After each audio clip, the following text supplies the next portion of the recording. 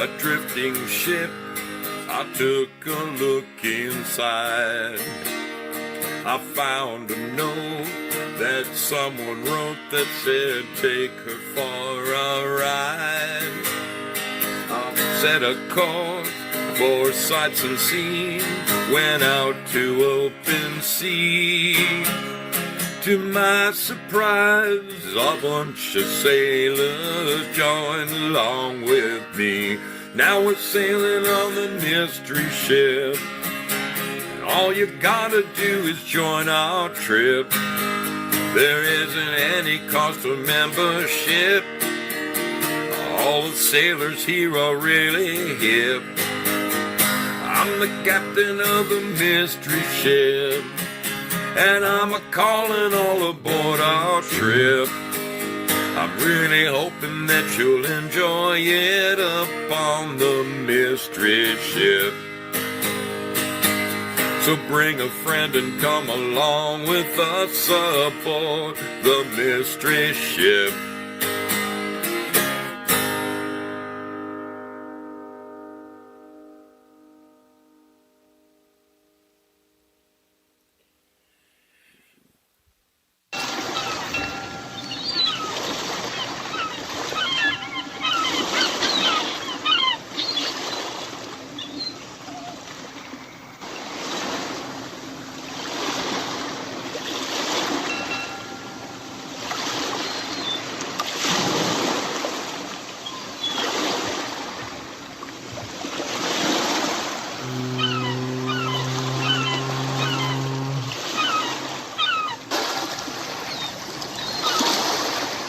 There's Duska.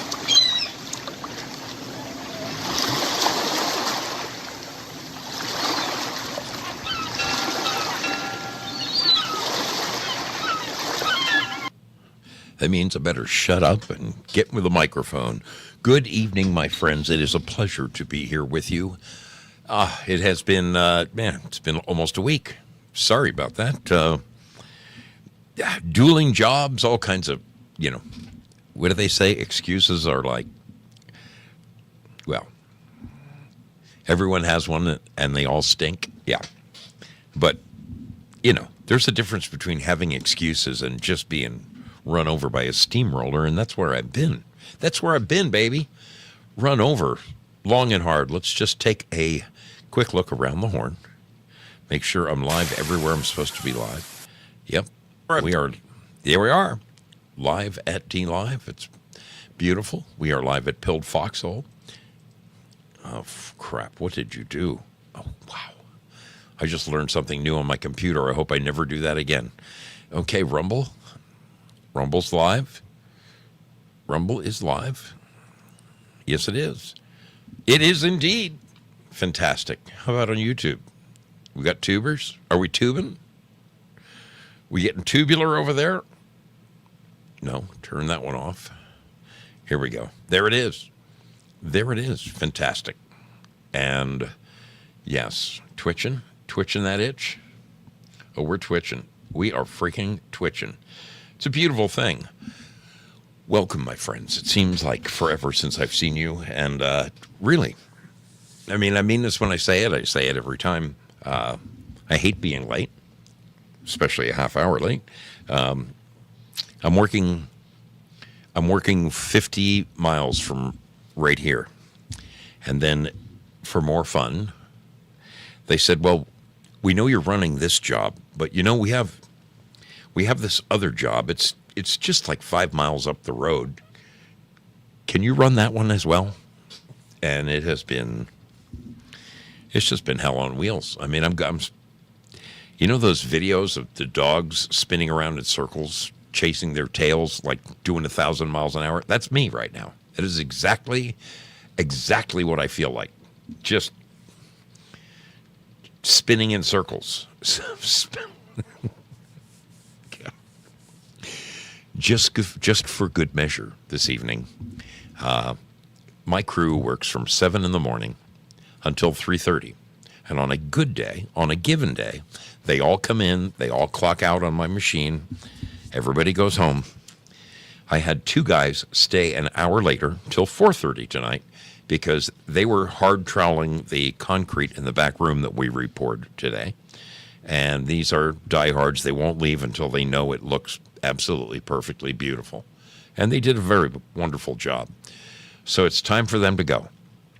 I am, meanwhile, filling out the last of my daily reports, uploading my pictures, saying everything that went on two different jobs now, 2 completely different jobs, double the paperwork, trying to go home because I have a show.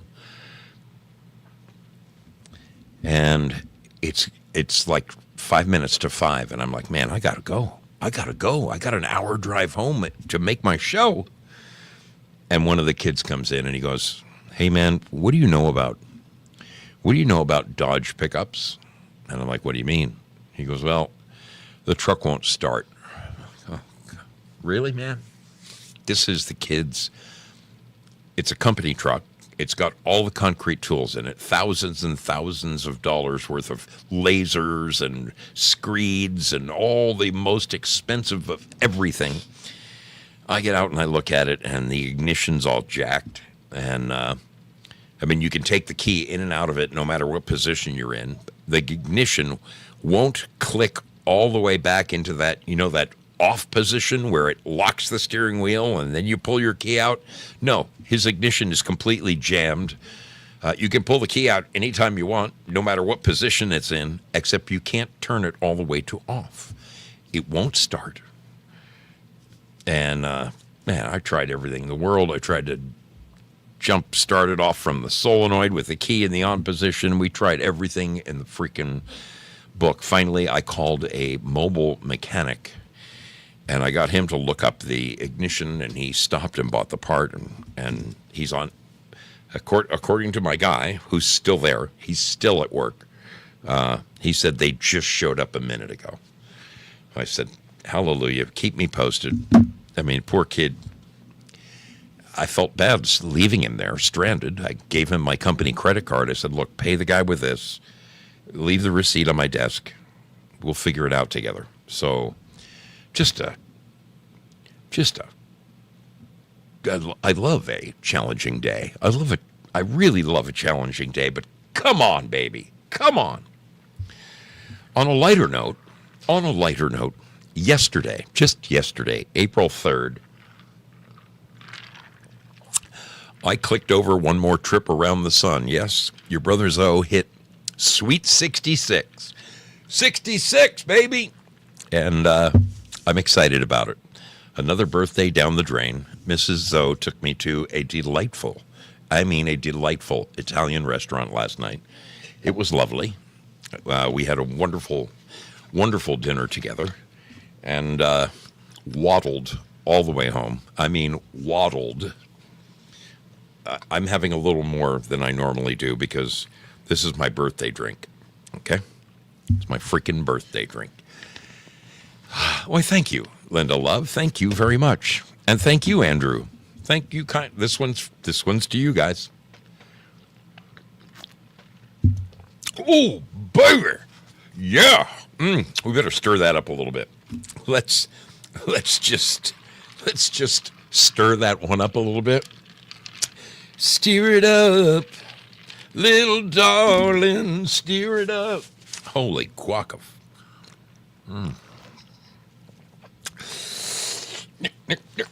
Yeah, we're good. We are freaking good. I want to say a tremendous thank you. Thank you, Bad Suit. Thank you, Spudley. All of you wonderful folks, Jayla and Dandy and Syllabore, and yes, TL, of course. Thank you to all the people who texted me and emailed me and called me. Seriously, I felt absolutely inundated. I'd be almost embarrassed to show you just how many. It was an onslaught. It was all day long. I'm like, how can one man have so many friends? Seriously. And they were more were pouring in. I got my first one came from my mother.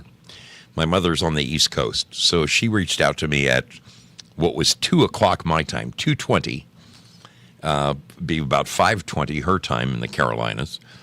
That was my first birthday text. And from there, they just kept it coming all the way across the U.S., as far out as Hawaii. Then the phone calls and the goodies, and then oh my goodness. And then it was going on late into the evening. I'm laying in bed. It's like 10:30. I've already fallen asleep twice, and I hear this bleep. I look at the clock, 10:40. A dear friend of mine, her birthday was 2 days before mine. And, Captain, happy birthday. Sorry it's so late. And I'm like, it's never too late. So just a wonderful, God, what a wonderful thing. It just you guys make me feel warm right down to the cockles of my soul, much like this drink does. In fact, exactly like this drink does. This one's for you, Linda. Moon Bunny, what are you doing, little lady? I've waited for this moment to actually say my hellos, so I'm going to say them right now. Spudley, Syllabore, Willie Fix-It, Dandy 002, Bad Zoot, Jayla in the house. Look at all these wonderful. Artist 61 is here. This is as good as it gets, people. Syllabore, did I mention Syllabore? I think I did. This is phenomenal. Lynn Winters, I saw you. I saw your smiling little face. Good to see you. Thank you so much for being here.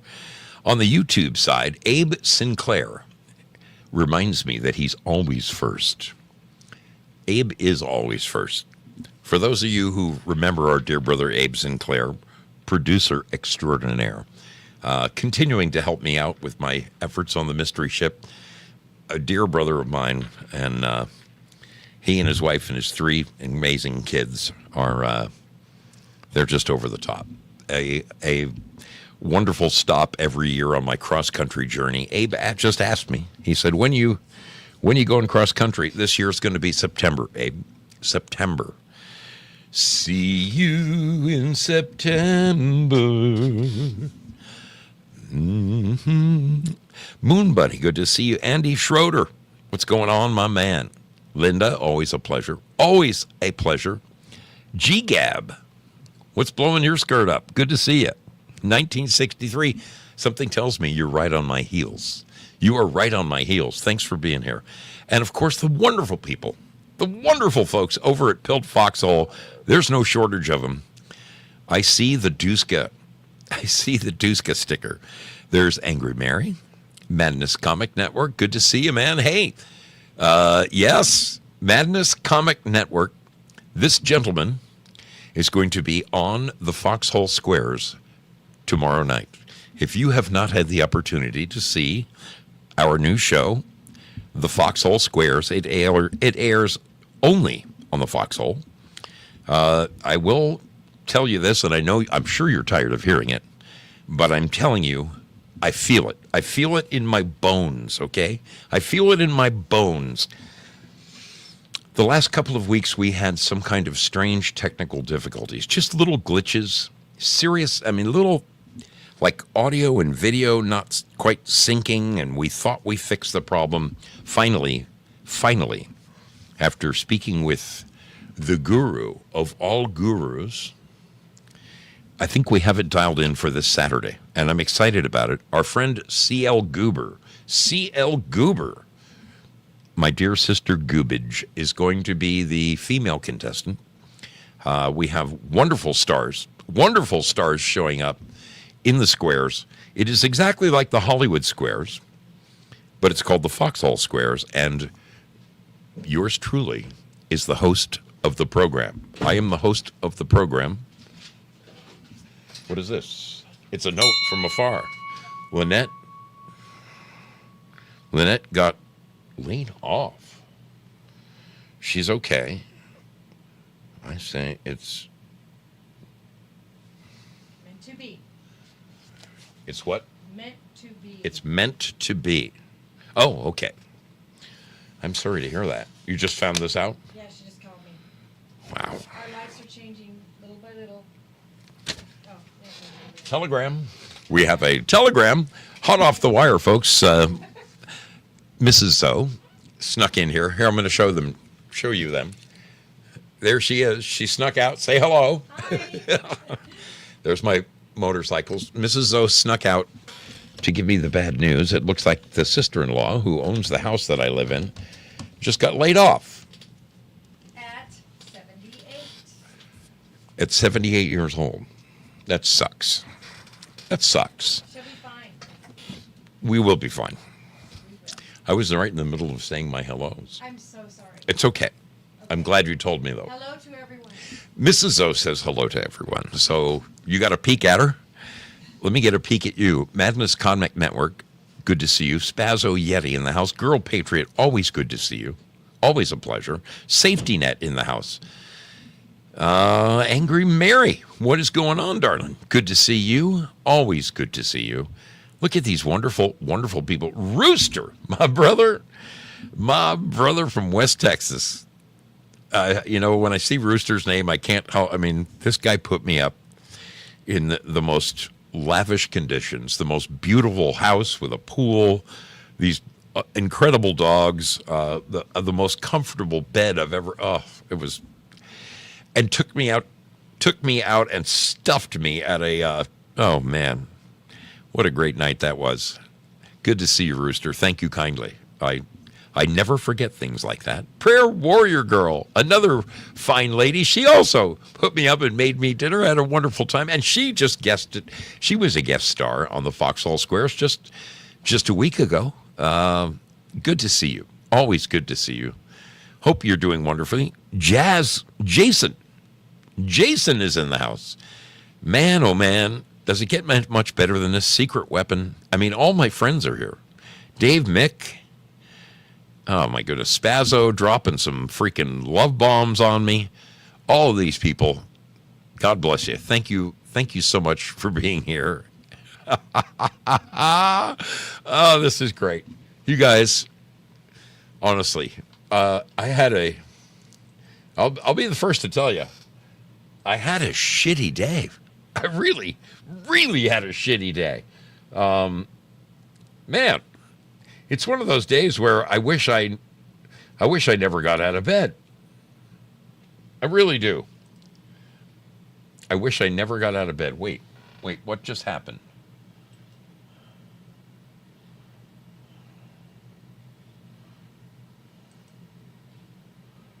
Okay. All right. Beautiful. We're ready. We are ready. I'm going to see you on the other side of this little video break. This is the first break of the show. It might be the only break of the show because I started so late, but I want to tell you, each and every one of you being here means the world to me. Thank you for being the greatest friends this little biker could ever have, and I'll see you on the other side of this little break. This is your chance to refresh your drink, run around the back side of the garage like I'm going to and relieve yourself. Try not to piss on the chickens. That's always a must. I try not to piss on the chickens. And we'll see you on the other side of this, okay? I'll see you in a couple of minutes.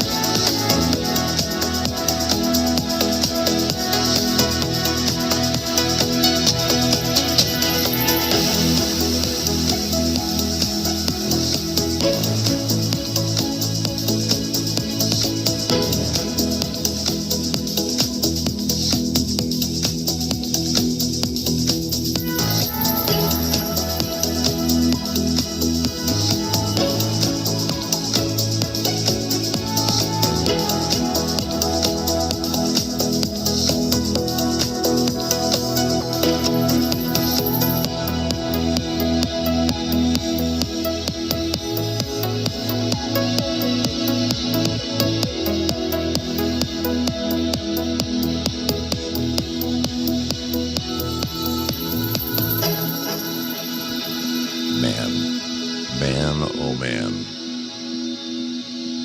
You know, in looking at that just now, I realized there are so many more faces, that I could add to that. That's one of my favorite breaks, by the way. Seriously, I really kind of wish Abe would let me show his face. Although I don't think that the two of us have ever actually taken a picture together. I respect a man's wish for anonymity, and he has chosen that path. So who am I? Who am I to say that Abe should show his face or not? But I've met so many other fine sailors that I could add to that. And you know what? I'm going to have to extend it. I'm going to have to re-edit it, extend it, and live that dream. Because that is really one of my favorite videos. It shows me going across country and meeting all the fine folks that meet up with me each and every summer. Just a little bit ago, I saw Linda Love in the chat, and I was very saddened to learn last year that Linda had lost her mom, and I hadn't seen her in a couple years. I saw her on one of my very first cross-country runs. She was so kind to take me out to lunch, and I had given her a shirt, a mystery ship shirt. She let me know that shit happens, and the shirt went to hell, but she was able to sew it into a pillow, a small pillow, being the seamstress that she is, as so many of our foxhole ladies are. And it was amazing. I was flying down the freeway there in Massachusetts last summer, and I see this town coming up. And I'm like, I know the name of this town. Why do I know this name? And I'm, wait a minute. That's where Linda Love lives. So I whipped out my address book, and I punched it in, and I just kind of showed up unannounced and dropped a shirt on her and gave her a hug and went on my merry way. But a sweetheart right there. Just a wonderful, wonderful girl, as are all the people. All the people in that freaking video, they're all the tops. They are the tops. The freaking tops. You know, it's pretty amazing that Mrs. Zoe just walked in the door and gave me that information, because I like to just pick a topic and run with it. And my topic for tonight was going to be overcoming just what seemed like insurmountable odds. But learning about my sister-in-law just this second has sent me on a little side road, and I think it is a perfect topic for tonight's mystery ship, and that is, what do you do? What do you do when you've just been laid off? Now, in my lifetime, I can count my jobs. I know in my life every single job I've ever had, and I can probably count them on two hands. Let's see how well I do. My very first job in 1975 was for a sign company in Reseda, California. The Gimbal Sign Company, where I painted automobiles and signs and silk screened and all that kind of jazz. Immediately following that, I worked for a display company in Chatsworth, California. I worked for an aircraft, a place called Hydromill. In fact, I showed that to you guys last summer. I stopped in front of it. I worked for a place that made aircraft parts. We made a lot of government parts, F-16s, F-18s. I worked at a place called PM Industrial Supply, which sold all kinds of millwright goodies, from end mill lathes to bits and drill bits and any kind of machinist tools. I worked there.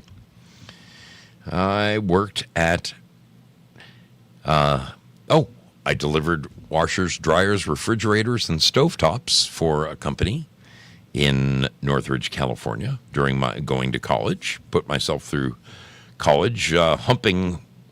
During the day, I humped washers and dryers up and down staircases, installing them in people's homes. And then in the evenings, I went to school.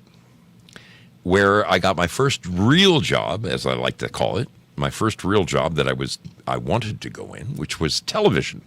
I worked in television for 10 years. Worked at the Paramount Studios at Entertainment Tonight. 10 years. Crazy. Ran away to Oregon and married the executive producer's secretary. Lived 16 miserable years together and got divorced. And spent the rest of my life in construction. I've worked for 1, 2, 3, 4, 5, 6 different construction companies. But I've basically been a construction superintendent now for the last, holy crap, since 1989.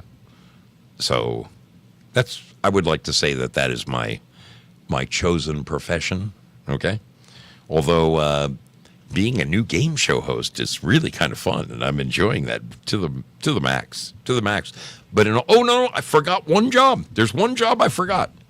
I worked as a gas station attendant. Yes, I did. I worked at a gas station in Reseda, California, at the very corner in the heart of the San Fernando Valley, in Studio City. Maybe it was Tarzana. I worked at the corner of Ventura Boulevard and Reseda Boulevard at a Gulf station. That was in the late 70s. I knew I forgot one little job. In the entire course of my career,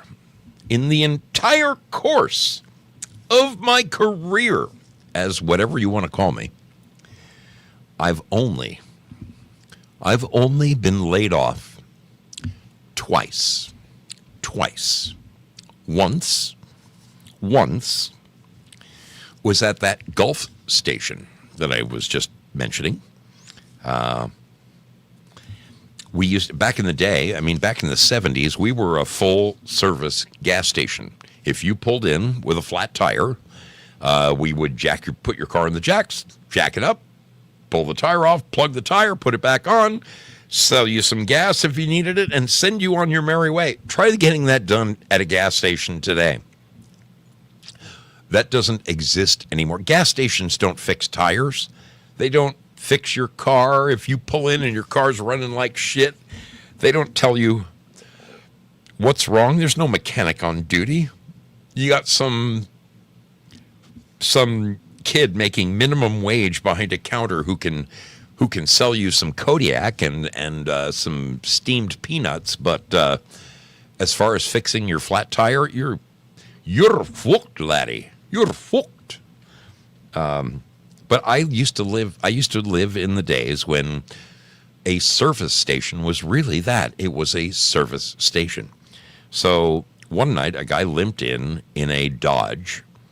I remember it was a Dodge because those of you who know your automobiles, Willie Fix-It will appreciate this one.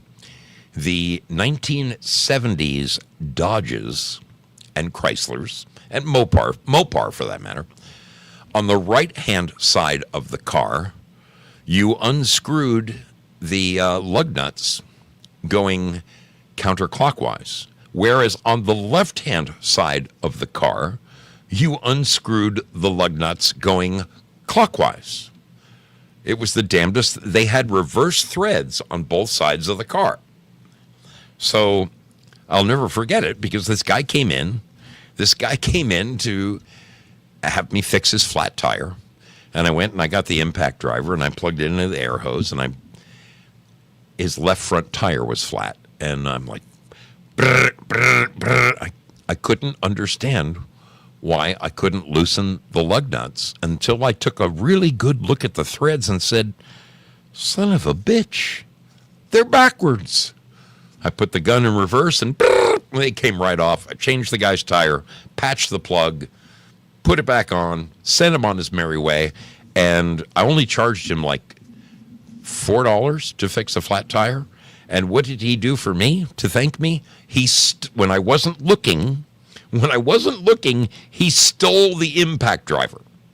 So at the end of the night, I went to close down the shop, And I see the air hose laying there, and I grab the air hose, and I'm winding it up. And I get to the end of the air hose, and I'm like, wait a minute. Where's the impact driver? It's gone. My boss came in the next day and fired me for that. Fired me because somebody stole the impact driver. Really freaking pissed me off. That was the first time I ever got fired. The only other time I was ever let go from a job was in 2007. Oh, 2008. 2008. That was at the very height.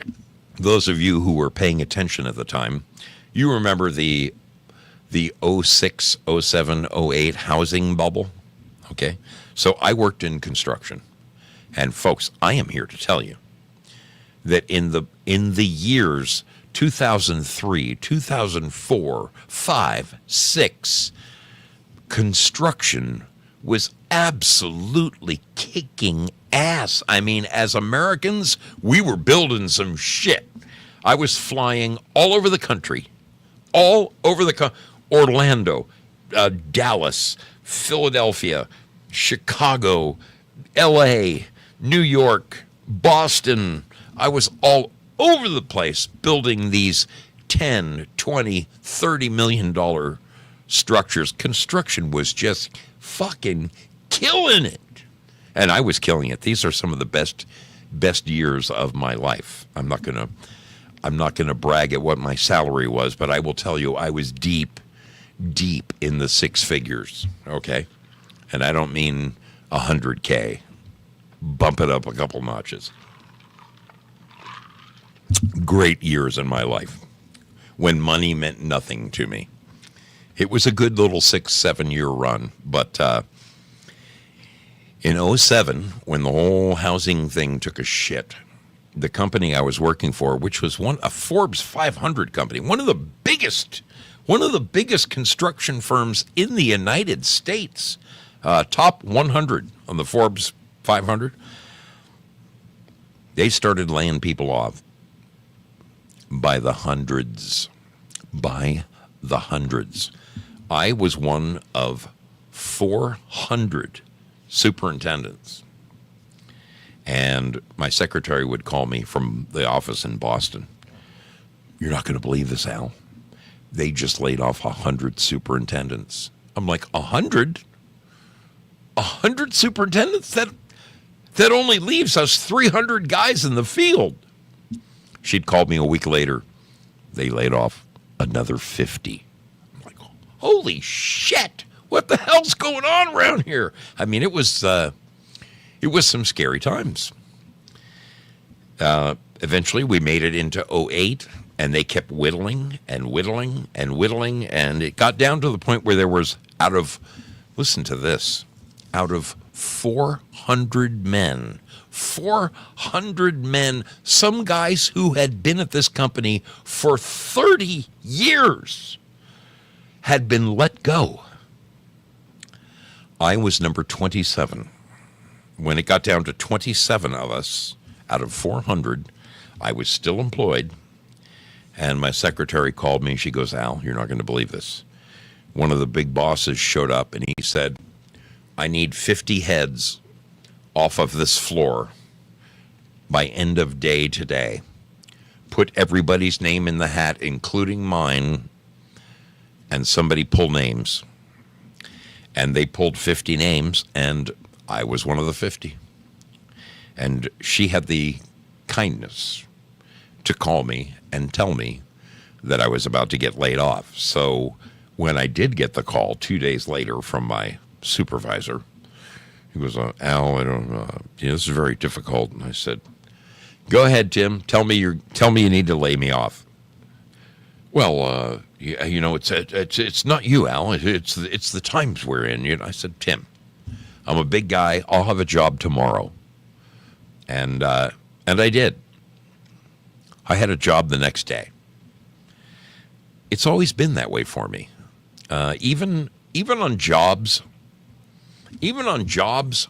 where I walked in and I'd had enough.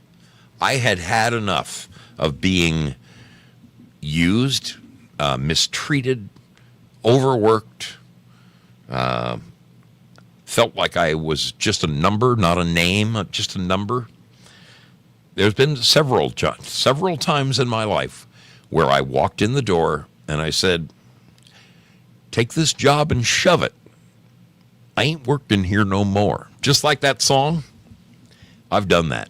I've done that at least 5 times in my life. I have walked in and handed them my credit cards, my keys to the front door, whatever other important shit, my computers, cell phones, whatever other company shit I had. I said, you know what? I don't know what I'm going to do, but one thing I do know is I won't be here in the morning putting up with this bullshit. And it's funny. It's funny because at every one of those companies, I really cared about the company. I really gave it my all. I did. But I would go to the owners, I would go to the foreman, I would go to the brass and say, look, we need to have a chat. I need to help you guys to make this place better because we're going down the tubes out here in the trenches. And you guys don't have a freaking clue about what's going on. I care. So if you would just listen to me, I can clue you in on what's going on. Sure, absolutely. Let's call my secretary. We'll schedule a time. I'll give you a half hour. I'd love to hear what you have to say. Never happened. Never fucking happened. Never happened, but I will tell you this, that every single time that I walked in the door and I handed them my keys and I handed them my credit cards and I handed them all my shit, the keys to the company truck I drove, whatever, the next day, every single one of the guys in my position got raises. Every one of them. And they all called me to thank me for it. Every one of them called me to say, Al, you know, man, you're a motherfucker. You know, we were going to miss you around here, but you just got me a $10 an hour raise, man. Thank you very much. Because sometimes that's what it took for the management, or at least the hierarchy, to understand the worth of an employee. Sometimes managers and shit can get so caught up in the day-to-day runnings of their job that they forget about the minutia. And the minutia sometimes looks like me. It really does. And probably like you. I'm going to read some of these chats here because I want to see if anybody else has ever been fired. Anybody else gotten let go when you least expected it? Or has anybody else, this is what I want. Has anybody, tell me in the chat, give me a double X if you have walked in the door to your work and told them, guess what, motherfucker? I'm not working here anymore. Put a double X in the chat if you have walked in and quit your job because you were tired of being treated the way you were being treated and you went out and found a new job. Put a double X in the chat. I want to know how many people have done that. I know I'm not the only person. I know I am not the only freaking person who has done this. There's no way. Yeah, Trick Pony, good for you, baby. Good for you. Trick Pony says, hell yes. Hell yeah. Spudley has done it. Willie Fix-It has done it. I love it. I fucking love it. I love it. Walked in and said, take this job and freaking shove it, baby. I'm not doing this anymore. Dragon Sage has done it. G-Gab says, fuck, yes, I've done it. Good for you, baby. Good for you. Oh, Q Magoo has done it. Dusty Blue puts a great big freaking huge X. She said, man, I've freaking done that shit. I have done that shit. Take this and shove it, motherfucker. Absolutely. LT57 has got triple double X's. Boy, they must have really pissed you off, buddy. The All Flash has done it. Due Diligence has done it. He said, yes, I was a teenager working at McDonald's and got blamed for stealing money. My mother gave me that old teaching. If it ain't yours, don't touch it. Dude, I know just from knowing you, man, I know you've never stolen a freaking so much as a candy bar. Okay. That is a fact. Dave, Mick, double X's. Yep. Walked in the door and told him to stick it. Stick it where the sun don't shine. And you know what's great about that is I'm not kidding you. You might not know what you're doing. Let me tell you. Every single time that I have decided to quit, that I was the one who walked away from the job, I either had a job the next day or sometimes even later that very same day. I'm flashing back to this one time.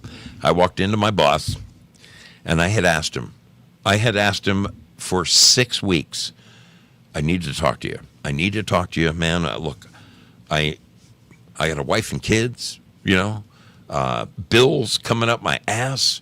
I need more money. I'm not greedy. I don't know if you realize just how much stuff I do for you, but I'm working head and shoulders above any other guy you got here. We need to talk, man. Let me know. Yeah, now's not a good time. We'll sit down. We'll sit down.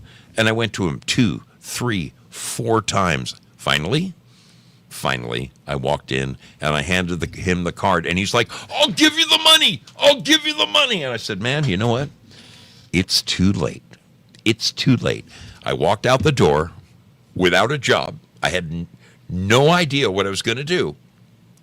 I drove back to my hometown. I'm in nice clothes. I'm not in my work clothes. I'm in nice clothes. And I'm driving down the road and I see this big building project going on. And it was halfway done, not even close to being finished. And I just walked onto the job site and I said, who's running this thing? And they said, that guy over there. And I walked up to him and I said, hey, I'd like to talk to you. I'm a superintendent. I run projects. And he goes, where did you come from? He goes, here's my card. He goes, look, I can't talk right now, but I will hire you. Don't talk to anybody else. Call me tonight. I called him and he gave me $7 an hour more than I was making at the last place. And instead of driving an hour and a half north every day, it was 10 miles away. 10 miles away in my right next to my hometown.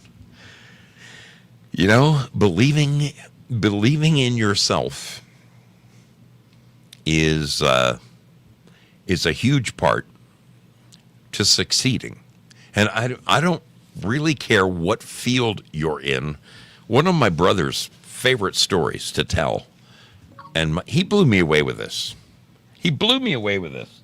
Get out of here. Get out of here. I'm getting a text.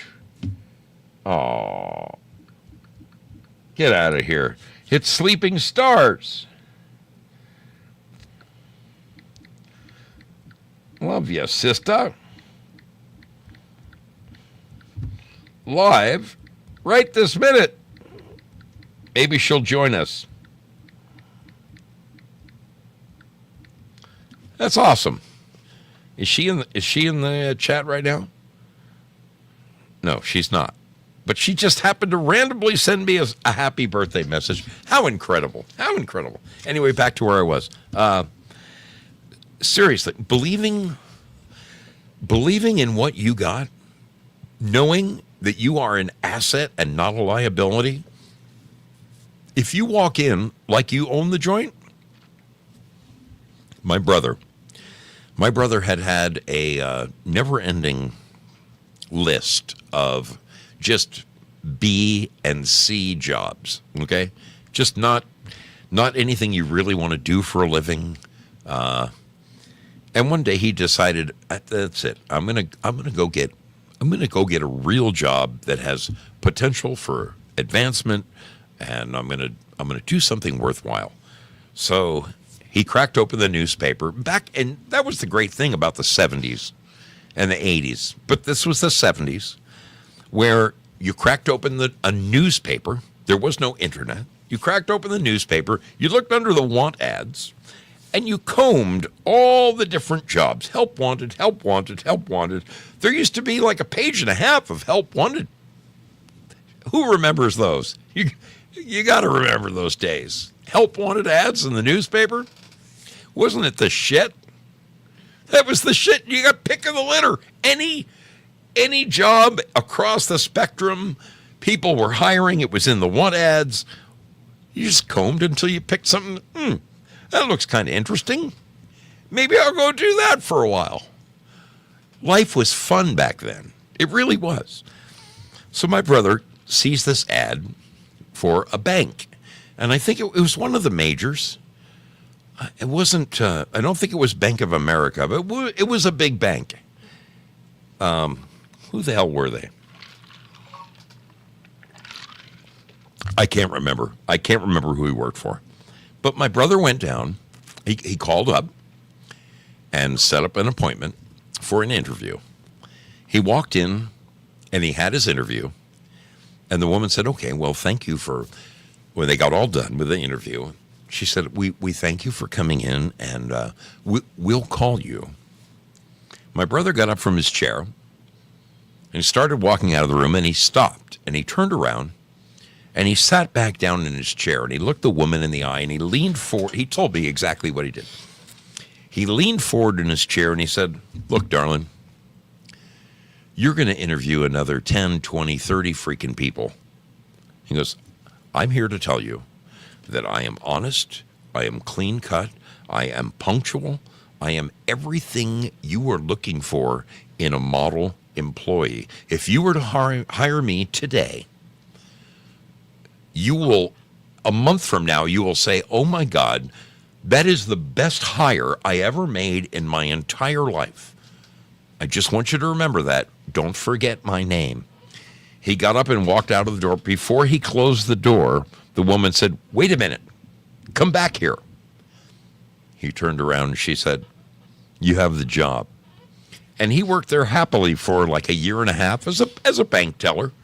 Didn't know shit about banking, but it's all in the way that he presented himself. He was confident enough in himself to sell himself to the employer, and they fucking loved him. When he left that job to go and become a bartender, which paid 3 times as much, they were like, dude, if you ever want to come back, you got a job here. And isn't that the kind of place you want to work, where they are grateful to have an employee of your caliber? It's amazing. It's amazing. I mean, the world has changed dramatically in the, I got my very first job at 15 years old. 15 years old, I got my first job at that sign shop I was telling you about, Gimbal Signs in Reseda, California, where I got a weekly paycheck. That's when I first started paying into SDI and my Social Security, 1975. Here we are, 2025. That is 50 years later. 50 years I have been working and putting into that till. And I got great news for you. You're going to love this. You're going to freaking love this. So, not that long ago, I got invited to sign up for Social Security. Now, I had the choice to start taking my money, okay? They would start paying me everything that I've paid in for the last 50 years, or I can wait 2 more years. Actually, now it's only 1 more year. I have to wait for me to get 100% of my Social Security.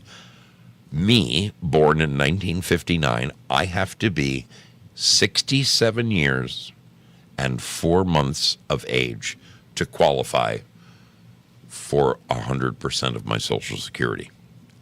But as far as Medicare goes, that happens right at 65. Right at 65. Now, in my lifetime, your brother Zoe has busted this body up pretty good over the years. Pretty well. Motorcycle crashes, falls from cranes, being run over by a car. I mean, you name it, I've probably done it with my body. And I've paid the piper. Skiing accidents, I mean, just stupid shit. Mostly dirt bike crashes out in the mountains. But I'll tell you what, the big one was getting run over by a priest. I broke the windshield with my back. Yeah, that one really messed me up. And, over the course of the last 20 years, once you turn 40, and man, I'll tell you what, my buddy Frank is going to learn this. He's going to learn this. He was all joking about, well, I'm 40. Let me tell you something. At 40 years old, somebody flicks a switch. It's as easy as this. You see this little switch right here? Let me show you something. You see that switch? Can you see it? Oh, there it is. There it is. They flick that switch. That's it. At 40 years old, somebody flicks that switch, and all of a sudden, shit that never hurt you before, all of a sudden, it starts hurting. Now, I don't know why, but 40 seems to be the cutoff. And those of you youngins who haven't made it to 40 yet, you're going to find out. You're going to find out. But those of you who are 40 and more, you'll probably agree with me that somewhere around 40, somebody flicks a little switch. And then little shit that used to just nag you, all of a sudden, that trick knee of yours that you wiped out your bicycle in 25 years ago, all of a sudden, man, that thing starts into hurting. And man, you don't know, man, gosh darn it, this thing's keeping me awake at night. Yeah, it's true. Old Frankie's going to find out. He's going to find out. I know he's in relatively good shape, so he'll probably make it to 50 without pissing and moaning. But for guys like me who bust their freaking ass for a living, yeah, I'm here to tell you. I am freaking here to tell you. So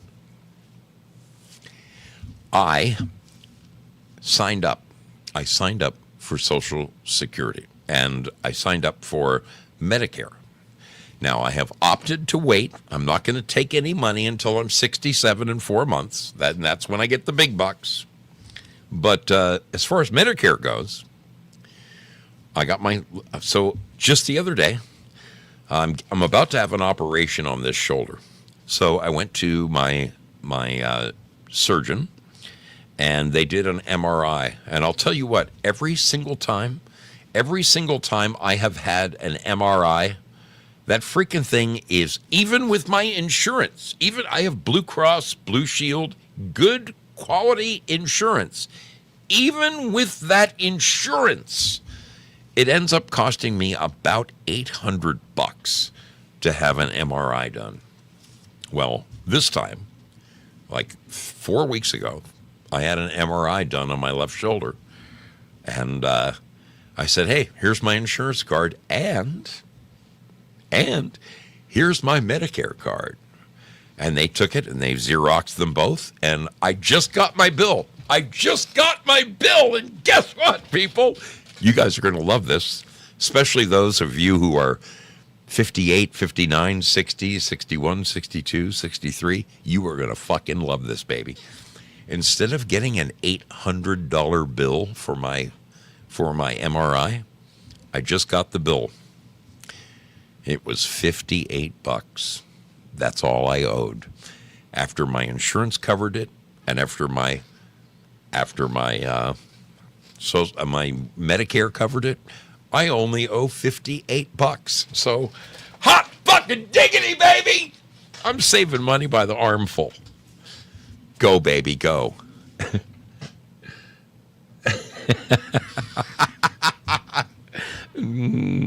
Hi, bitch slap Satan says, stop, Zoe, stop.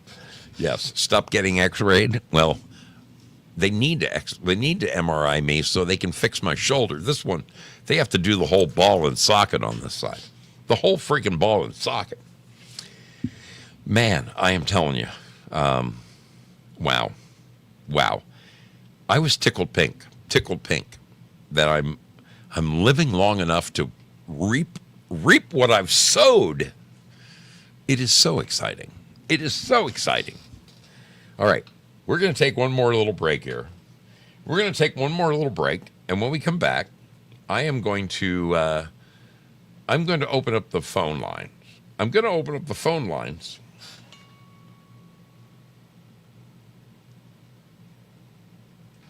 And this time I want to hear from you guys.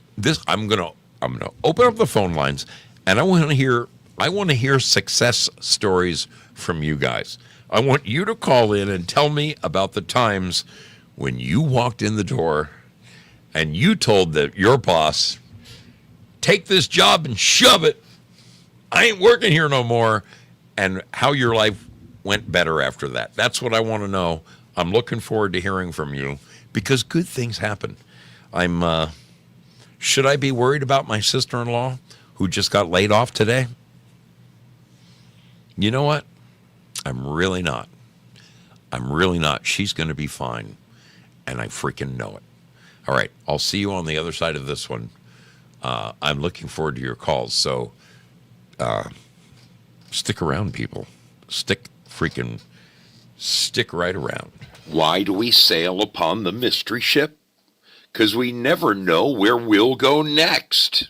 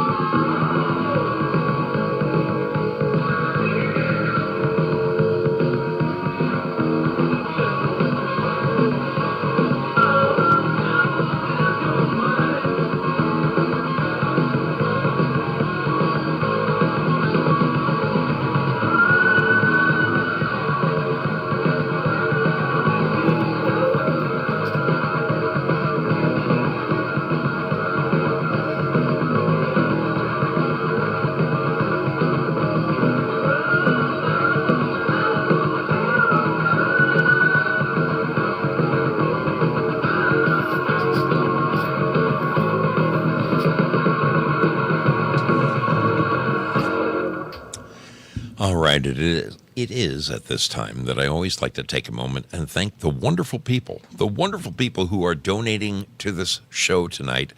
I'm absolutely blown away by the wonderful people over at Pilled Foxhole. Look at this. Due Diligence, Girl Patriots, Safety Net, Spazzo Yeti, Secret Weapon, Rooster 55, Foxy Lady, Dixie, Sean Joe, No Stud, All Muffin.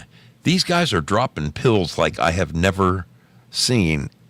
He says, No Stud, All Muffin. Gifted the ship. That's a huge donation. He says, my captain, you will never really understand how much we all appreciate what you do. Being a sailor on the mystery ship is a real pleasure.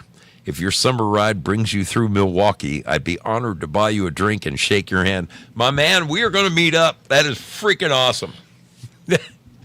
Or little, yeah. Dude, we're definitely going to meet up. Definitely.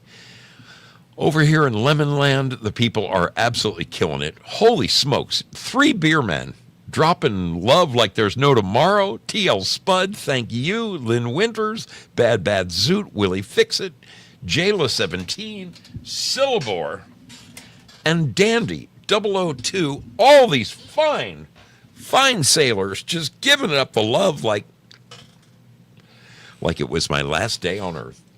Well, I appreciate you more than you'll ever know. One of the greatest ways that you can help this show, seriously, is just to freaking tell somebody about it. Say, hey, man, there's this guy. He rambles on, but he talks about stuff that's relevant to you and me and our lives, and just another day at the office. Thank you all, you beautiful people who donate to the show. You mean the world to me. And thank you, everyone, for just hanging out with me.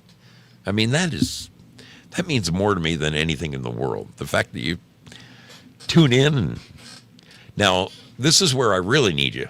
Right now is where I really need you, people. Here it is, right here. All right, let me do a little something.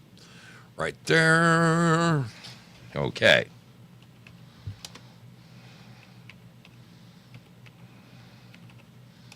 Okay, there's a phone number. I've just placed a phone number on the screen. It is big enough that Ray Charles could read it. Ray Charles could read that phone number. You see that? I'm telling you. Even with my mystery ship logo in front of it, I know that you guys can call that number. I know that you can. I want to hear from you. Is this working? Yes, it's working. I want to hear from those of you. I want to hear the stories. I want to hear the stories about the day you walked in the door and you told your boss, you know what, man? I don't know what I'm doing, but I'm not working here anymore. I don't work here anymore. That's what I want to hear about. I want to hear about what you did. This is going to be good. This is going to be great. I feel it already. Spudley, how the heck you doing, my brother? Whoop. Good. Can you hear me okay? I hear you beautifully. Beautifully. Okay. Excellent. I having some audio problems. I've only been fired twice. Yeah. The first time I was fired was the day after my 18th birthday. It was from Ambrose Pizza in West Fullerton. I worked at Ambrose Pizza. I'd worked there for like 9 months. And I was a good employee. I'd never missed a day. But I had a rager party at my dad's condo in Anaheim the night before, and I overslept. I woke up with a beautiful blonde. We did not do it, but I woke up with a naked, beautiful blonde that I had always wanted to be with. Mm-hmm. Like, I went to high school with this girl, and I just always wanted to get with her. And I woke up next to her, and she was totally naked, and I was like, did we do it? And she's like, no, we didn't. You couldn't. I was really messed up, wasn't I? TBF. Oh, my God. So, but that was, and then I got the call from my boss that, I'd called and I got a message, and he called me back, and he was like, my older brother, they had 2 locations, one in La Mirada, the original one, and the one I worked at in Fullerton.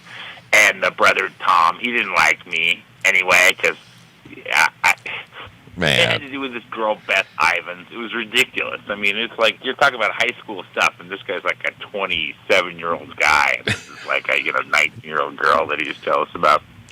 I'm 17. I'm 17. The guy hates me because this girl likes me, right? So that was the first time I got fired. The second time I got fired was from the set of Mr. and Mrs. Smith. Oh. That movie. I've never seen it to this day. Oh, wow. But I did, in fact, get fired from that set. I had 4 days booked. Hey, wasn't that Brad Pitt, Angelina Jolie? Yes, it was. Wow. Brad Pitt and Angelina Jolie. Wow. And it was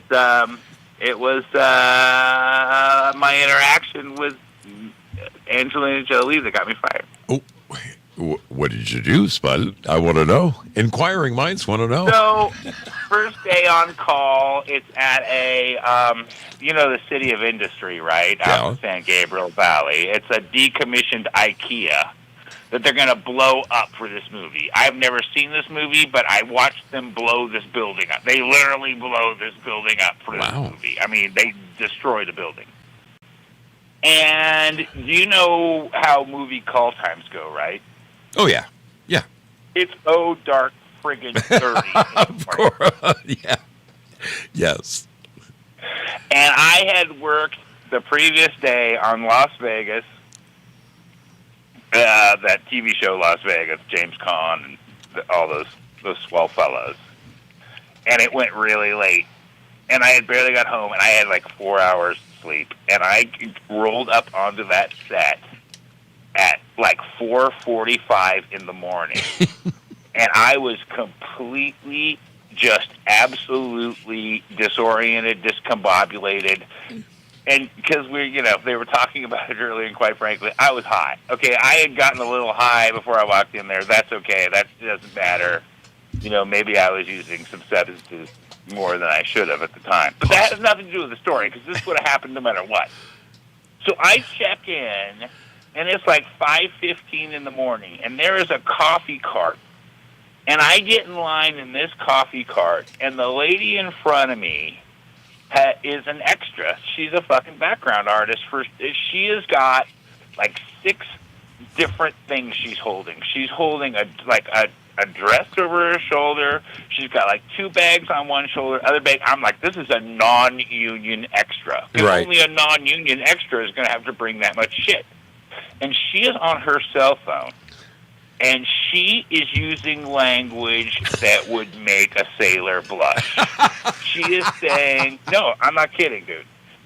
I have a headache. I am pounding. I am like hungover. I wasn't living the best life back then. But you're there at 4:45 in the fucking morning. Yeah. Right. And, it's like a half hour later, so it is, but it's still pitch dark. It is pitch dark outside. And this lady is like hagged out, and she is like, I will even repeat the language that she's using. And I have no idea what's going on, because I had no idea the day before the whole photos of Brad Pitt grabbing Angelina Jolie's ass had come out and all that stuff. And I had no idea that had happened. That was the day before. Man. And this lady is going off, and I'm like, hey, you know what? Lady, do you eat food with that mouth? You kiss your mother with that mouth? Could you just tone it down? And no sooner did I say that than about 9 chickens. You know what I mean by chickens? They're PAs. Oh, okay. They're little PAs. Oh, yeah. Production assistants. Turn around and stare at you. They come up. No, not me. They don't have anything to do with me. They're like, oh, my God. And they're running, and they find this woman in front of me in line. They take all her bags off of her. Oh, no. One of them stands in line, and this lady looks at them, and I can't tell, because she's now 15 feet away from me, because they've taken all her stuff. Right. She's no longer carrying all of her bags and her dress. No. This wardrobe dress. And there's a person, there's a PA in her place in line in front of me in the coffee cart. And she's like, blah, blah, blah, point, and she points at me, blah, blah, blah, blah, blah, blah, no. blah, blah, blah. Oh, no. And this Angelina herself. I don't even know, dude. I don't even know who this fucking crazy bitch is at this point. This assistant director walks up to me, and I'm doing my best impersonation. What is your name? Oh my God! And my buddy Neil was on the set, and oh my God, dude, it took everything in me, and he would have done it. He would have done this to me. It took everything in me to sit and not say, "My name is Neil McBride." Right. But I didn't. I was like, "I'm so sorry." Oh my God. And she just like looks at me and walks away, and I'm like, my- I am fucked. Because Yeah. this is 4 days worth of work. I'm only working one day. I go to lunch because this is back in the day. You didn't keep your cell phone on. I had like 8 calls from Central Casting. Who do you think you are, Mr. Spud? Oh no, they didn't say that. They just really wanted to get a hold of me, and I got a hold of the casting director, and they're like, yeah, they're not going to need you. You're- 3 you'll- days. This is your last. You'll never day. work in this town again. No, they don't say that to you. Because Angela, she got everybody fired. Oh, my Those God. girls sued her in that movie because they claimed she got them fired because they were too pretty, and they were prettier than her. Now, Oh, I don't know man. anything about that. That's a whole different thing. Yeah, it's entirely possible. Yeah.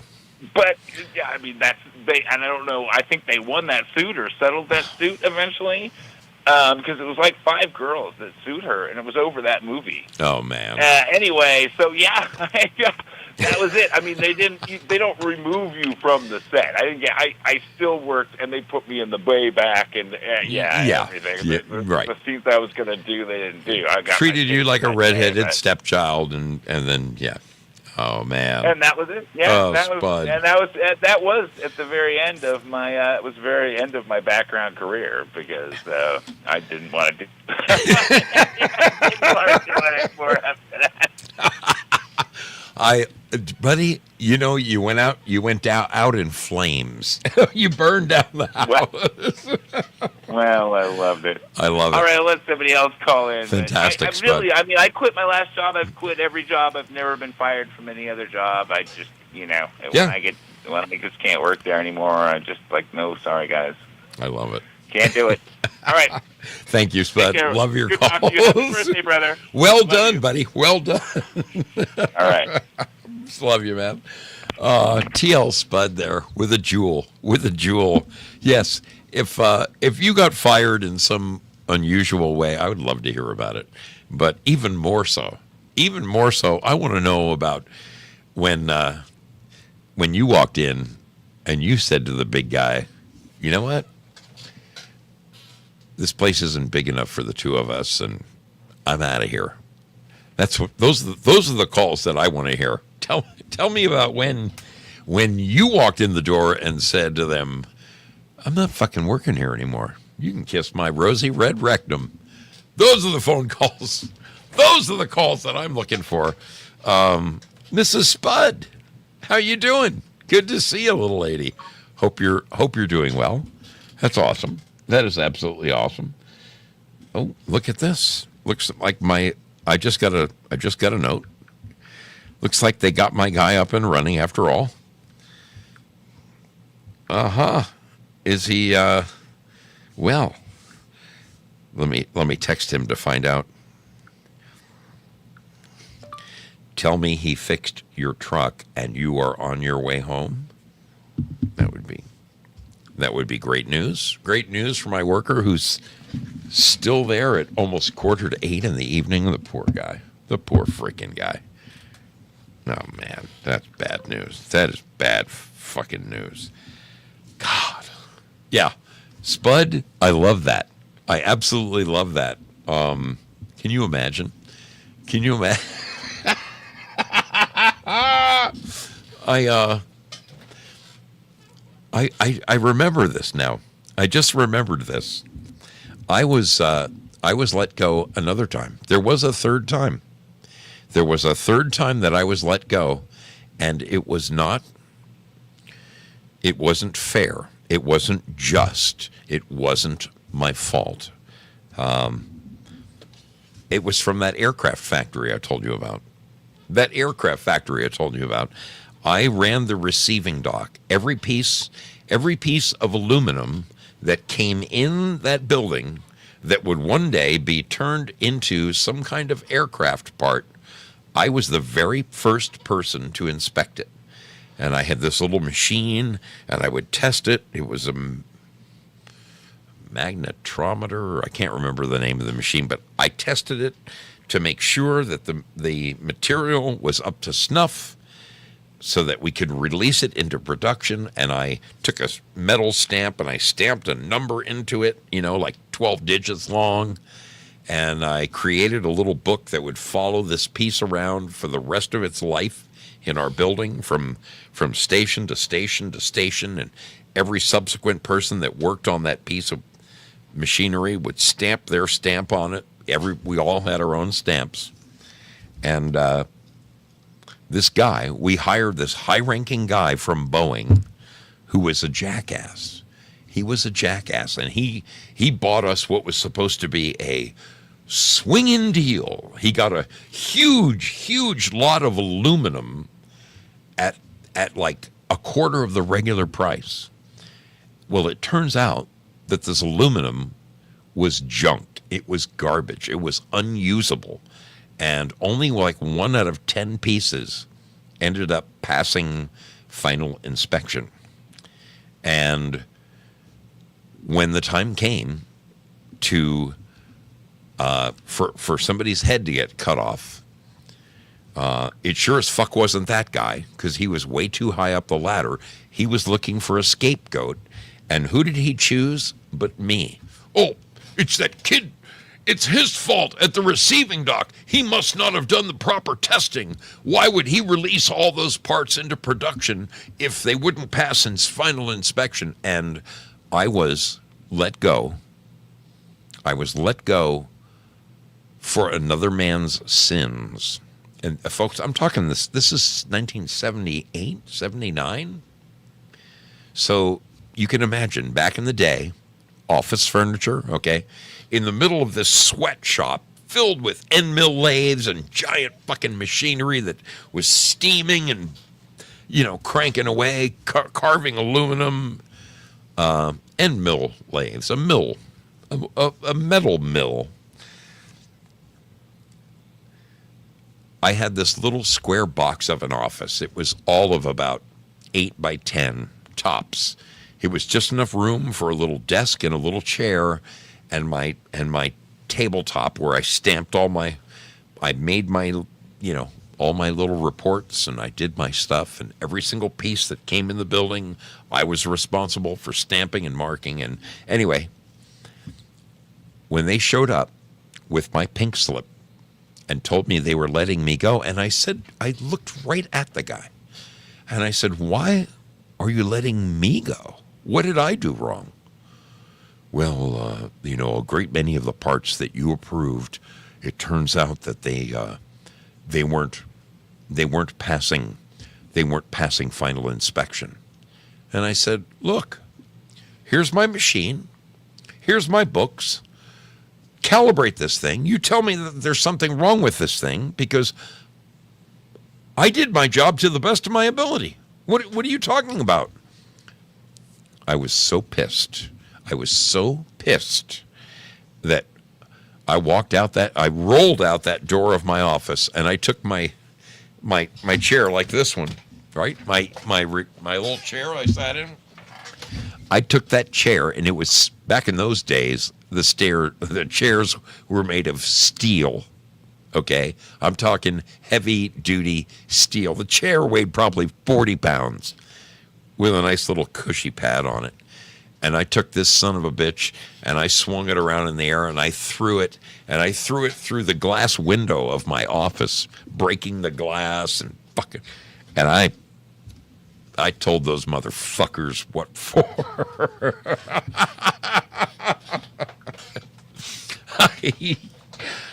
Of course, I could never use them as a reference from that day forward. But yeah, I was not afraid. I was not afraid to tell him exactly what I freaking thought. Son of a bitch. Yeah, that was a good job, too. That was a really good job because at the time, the minimum wage was like $1.85, and I was making like five something, like $5.15. I mean, that was good money back then.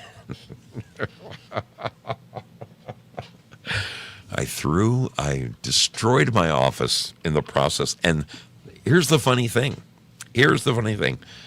6 months later, I was talking to one of my other buddies who also worked there. And he said, you know, man, all of the inspectors, all of those guys went to bat for you. They all loved you. They know that your heart was in it. You worked overtime. You made stuff happen at that job.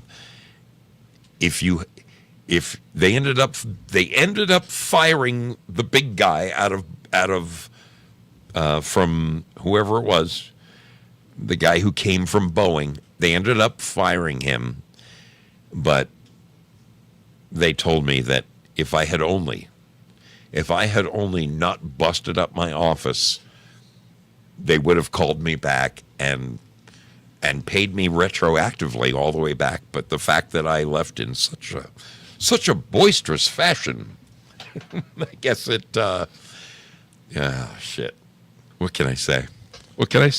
I gotta be me, baby. I gotta be me. There's nothing pretend about me. All right. Well, I guess that brings us to the end of another mystery ship. Holy guacamole! I'm wondering about my sister-in-law. You know, she is 78 years old and still working. And you know, son of a gun, where does a 78-year-old woman go and get another job? I can't see her as a greeter at Walmart. I just can't see that. It's going to be tough. It's going to be tough around here for a little bit. I guess we'll figure it out. We'll figure it out. God has a plan. God has a plan for each and every one of us. Son of a gun. Son of a gun. All right. Well, folks, your brother Zoe is going to mosey on down the musty trail. Once again, thank you to the wonderful, wonderful people. Yeah, Prairie Fire says nothing like a dramatic exit. Hey, so. It's the truth. It's the truth. Don't fuck this guy over, or, you know. I make my feelings known. I don't have anything to hide. I'll let you know exactly what I'm thinking at all times. I am going to, yes.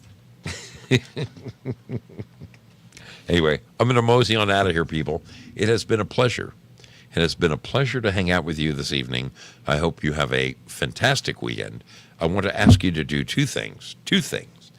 Number one, please come and check out my rock and roll show tomorrow. During the day, I happen to host the best classic rock show, music show you've ever heard. I take great pride in it. I enjoy every minute of it, and I have so much fun doing it and hanging out with the sailors. That is on the Foxhole and on DLive it'll probably go from like 10:30 tomorrow Pacific time to about 3 p.m. Pacific. We'll see. We shall see. I hope to freaking see you there. I really do. Come and join me. DLive, or Foxhole 77. Foxhole Zoso Dude 77 is the name you're looking for. Okay, and then there's tomorrow night. Tomorrow night, exclusively on the Foxhole, is the Foxhole Squares. This is a new and modern version of the Hollywood Squares, done Foxhole style. And I'm serious. You're going to laugh your asses off. So I hope you will be there. Please come and join me. Look forward to seeing you. Before I get out of here, before I actually get out of here, I am going to do two things. I'm going to release the gold pills. I'm going to release the gold pills over there at Pilled Foxhole. Those are coming. Those are coming your way. And then over on this end, in the land of lemons, in Lemonland, oh man, look at that. I have been stuck at my lemon balance of 11 and change. I have been stuck at that number for going on 3 weeks. And I am this close to breaking into the 12s, but it doesn't look like it's going to happen. So what am I going to do? I'm going to give some of it away. I'm going to give some of it away and hope that I get into the 12s some other day. Yes, that's what I'm going to do. That's what I'm going to do. Here we go.